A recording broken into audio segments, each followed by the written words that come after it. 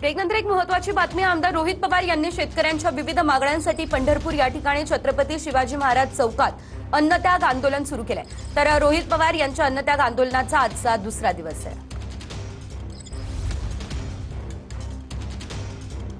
आज तब्येत थोडीशी नरम वाटते, खालावलेली तब्येत वाटते. काय एकंदरीत कालच्या दिवसभराच्या आंदोलनानंतर आज परिस्थिती आहे? नाही, बीपी वगैरे नॉर्मल आहे.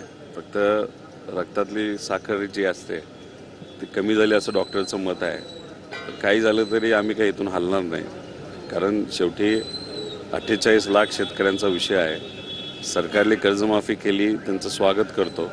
विषय एवढाच आहे, तुम्ही जी अट टाकली आहे 2019ची, ज्याच्यामुळे तुम्ही फक्त 50,000 रुपये मदत 2019च्या ज्यांनी लाभ घेतला कर्जमाफीचा त्यांना तुम्ही तिथं देणार आहात, तर 50,000 काही होणार नाही. त्यामुळे ती अट काढली तर त्या 48 लाख शेतकऱ्यांना सुद्धा कुठेतरी 2 लाखापर्यंत फायदा हा होऊ शकतो. सरकार सकारात्मक वाटतंय का आपल्या मागण्यांबाबत? कृषी मंत्र्यांच्या बोलण्यावरून आपल्याला काय वाटतं? कृषी मंत्री यांच्याशी बोलल्यानंतर काही प्रमाणात सरकार सकारात्मक आहे असं वाटतंय, पण निर्णय लवकरात लवकर घेणं महत्त्वाचं आहे.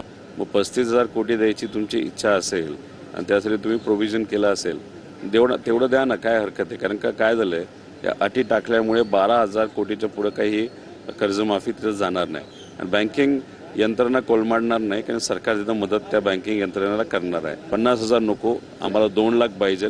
2019ची अट काढा आणि रेग्युलर भरणाऱ्या कस्टमरला 25-26, 26-27ची अट ही काढलीच गेली पाहिजे, असं आमचं म्हणणं आहे. कॅमेरामन सचिनसह सागर सुरवसे, TV9 मराठी, सोलापूर.